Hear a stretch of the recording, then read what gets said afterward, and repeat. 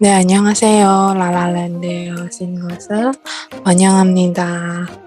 Jadi, hari ini kita akan belajar tentang partikel bahasa Korea. Jadi sama aja ya dengan bahasa Indonesia, bahasa Korea itu punya banyak partikelnya. Oke, yang pertama kita mulai dari nen atau en. Nen sama en ini di dalam kalimat digunakan untuk menekankan suatu kata atau menunjukkan subjek yang penting dan menandai perbandingan. Terus bisa digunakan juga bersama partikel lainnya. Nah, en ini, nen dan en ini, jika berakhiran konsonan, maka menggunakan en. Misalnya ini, ot. Kan akhirnya konsonan ya, siet ini. Berarti ditambahin en, yang menjadi osen. Selanjutnya, gogengnim. Akhirnya konsonan ditambahin en, jadi gogengnimen. Selanjutnya, jika berakhiran vokal, maka menggunakan nen. Misalnya, jo. Jo ini vokal ya. Terus ditambahin nen, jadi jonen. Selanjutnya, tambe. Ditambahin nen, jadi tambenen. Itu. Lalu ada singkatannya juga nen ini. Nih, misalnya jonen. Itu bisa disingkat jon. Nanen, nan. Nonen, non. Jadi dimasukin aja jadi satu kata seperti ini ya. Nunanen itu jadi nunan. Misalnya opanen jadi opan. Seperti itu disingkat. Tapi ini cuman boleh buat kalau pas ngomong aja ya. Kalau nulis untuk topik misalnya ujian itu nggak boleh disingkat-singkat seperti ini. Ini biasanya kalau buat ngomong aja. Oke, selanjutnya contohnya ya.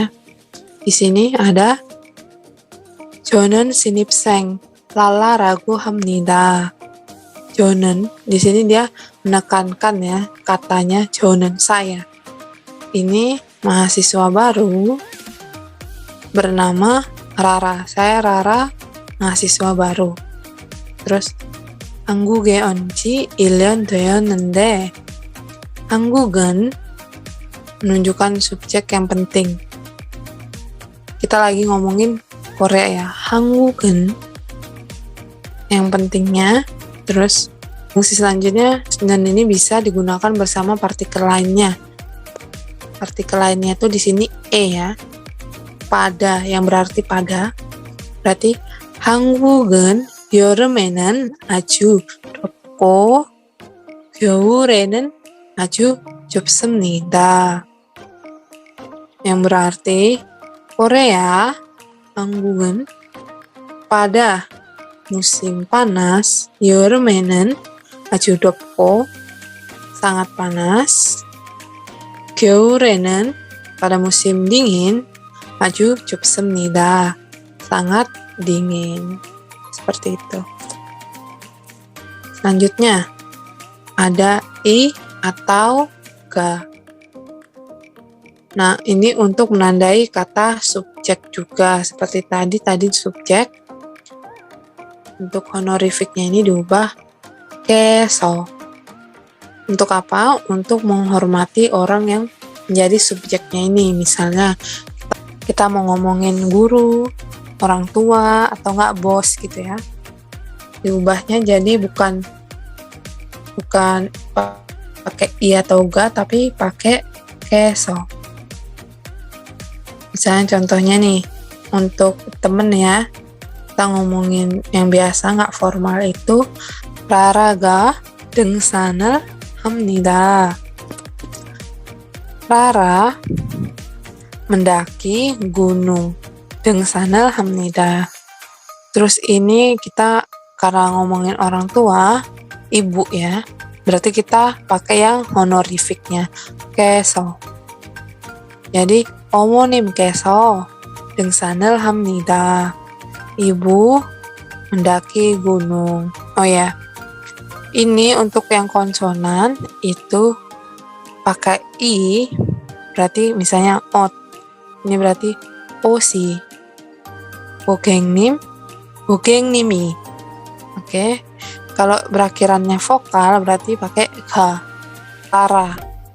Raraga. Sambe. Sambega. Seperti itu. Nah, di partikel i atau ga ini ada singkatannya juga. Mau bilang jo itu jadi 제가. Nah, itu nega. No, itu niga. Walaupun ini tulisannya ne, ini kan e ya. Niet sama e, ne. Tapi biasanya dibaca dengan niga. Selanjutnya ada nugu, ditambahin ha, itu jadi nuga. Sebagai contoh biasanya sering dengar ya di drama Korea. Nuga gore. Nah, seperti itu. Selanjutnya, contoh selanjutnya. Ini, iga ini, i atau ga, digunakan di depan kata sifat. Misalnya, 선배들이 친절합니다. 선배 ini senior, karena pakai dari, del. Ini lebih dari satu berarti. Para senior, 친절합니다. 친절합니다. Ramah.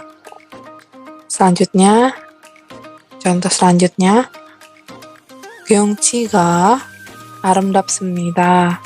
Pemandangannya indah. 경치가 아름답습니다. Selanjutnya, digunakan di depan kosakata 되다 atau 아니다. Sebagai contoh, misalnya mau ngomong, saya ingin menjadi polisi. Berarti, 저는 경찰이 되고 싶습니다. Atau, saya ingin menjadi dokter. 저는 의사가 되고 싶습니다. Atau, 되고 싶어요. Seperti itu. Kalau misalnya yang 아니다, sebagai contoh, saya bukan siswa SMA. 저는 고등학생이 아니에요. Atau enggak, 저는 고등학생이 아닙니다. Bisa. Contoh lainnya, ini biasanya kita sering dengar ya di drama-drama. 제 잘못이 아니에요. 제 잘못이 아닙니다. Itu artinya bukan salah saya. Nah, untuk rumusan kosakatanya, umbopnya, kata benda ditambahin i atau ga, beda. Yang anida juga sama, kata benda ditambah i atau ga, anida. Seperti itu. Selanjutnya ada partikel el atau rel. Berfungsinya mengidentifikasikan objek. Kalau tadi dua itu kan subjek, ini objek. Dan ada kata kerja seperti mokta, beuda yang memerlukan partikel objek, maka setelah objeknya itu ditambahkan el atau rel. Contohnya, mau ngomong Rara makan mie. 라라가 라면을 먹어요. Identifikasikan objeknya itu ramen, ya, ini tambahin el karena ini konsonan ya. Konsonan berarti tambahin el. Kalau vokal ditambahin rel. Contoh kedua pakai yang vokal, 자전거를 tayo. Seperti itu. Selanjutnya, 이따가 한국어를 배워요. Kita belajar bahasa Korea. Jadi dari yang tadi kesimpulannya itu untuk subjek pakai yang nen atau en atau enggak i atau ga. Terus untuk agar sopannya itu dipakai menggunakan keso. Nah, sedangkan objeknya ini menggunakan partikel el atau rel. Oke. Selanjutnya ada e. E ini berfungsi untuk menyatakan tempat atau letak, menyatakan waktu, dan menyatakan arah tujuan. Partikel E ini diletakkan di belakang kata benda yang menyatakan waktu atau tempatnya itu. Contohnya, yang pertama ini yang artinya di. Yang pertama, 책이 가방에 없습니다. Buku tidak ada di tas. 책이 가방에 없습니다. Buku tidak ada di tas. Yang kedua, di atas meja ada tisu. Di atas meja. 책상 위에 티슈가 있습니다. Di sini dia. Nah, selanjutnya itu pada. Contohnya, Rara가 내일 7시에 학교에 갈 거예요. Rara akan berangkat ke sekolah. Ke sekolah berarti yang ini ya. 학교에 besok pada pukul 7. Nah, yang di sini itu pada. 내일 7시에 pada pukul 7 학교에 갈 거예요. Akan berangkat ke sekolah. Seperti itu. Contoh yang kedua, 저는 지난 주말에 여행했어요. Berarti artinya pada akhir pekan kemarin, 지난 주말에 saya habis berlibur. Nah, yang selanjutnya ini yang ke. Nah, contohnya 친구랑 학교에 가요. Bersama teman pergi ke sekolah. Sini 학교에 가요. Terus contoh yang kedua, Rara가 우리 집에 와요. Rara datang ke rumahku. Nah, misalnya jeep itu bukan ne jeep, tapi biasanya kita pakai 우리. 우리 집, 우리 부모님, 우리 누나, 우리 학교. Biasanya kan gitu ya. Sering dengar di drama-drama juga. Pakainya uri. Oke. Nah, itu dia beberapa partikel-partikel bahasa Korea yang sering banget dipakai. Itu masih dikit ya, masih beberapa. Nanti kita minggu depan belajar lagi tentang partikel. Dan ini kosakata yang udah kita pelajarin hari ini. Ada sinipseng, siswa barus, jorem, musim panas. Nah, ini bisa kalian hafalkan ya.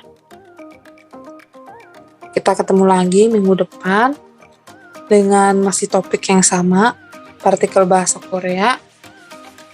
Dan minggu depan itu udah minggu keempat. Berarti di hari minggunya nanti kita adain quiz atau ujian ya. Jadi nanti jawabannya kalian bisa kirim ke email atau ke open chatting KakaoTalk yang aku akan tulis di description-nya. Oke, kalau gitu hari ini sampai di sini. Terima kasih banget udah nonton dan belajar bareng sama aku.